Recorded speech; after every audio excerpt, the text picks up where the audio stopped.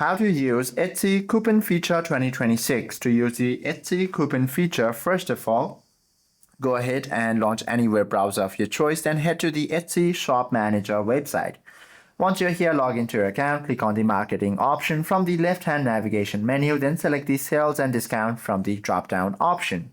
Now proceed to create a new coupon. You simply have to create a promotion by tapping on Create a Promotion button in the right corner at the top. Then select the Create a Coupon option once again and choose your discount type from the three available options: percentage off, fixed amount off, or free standard shipping.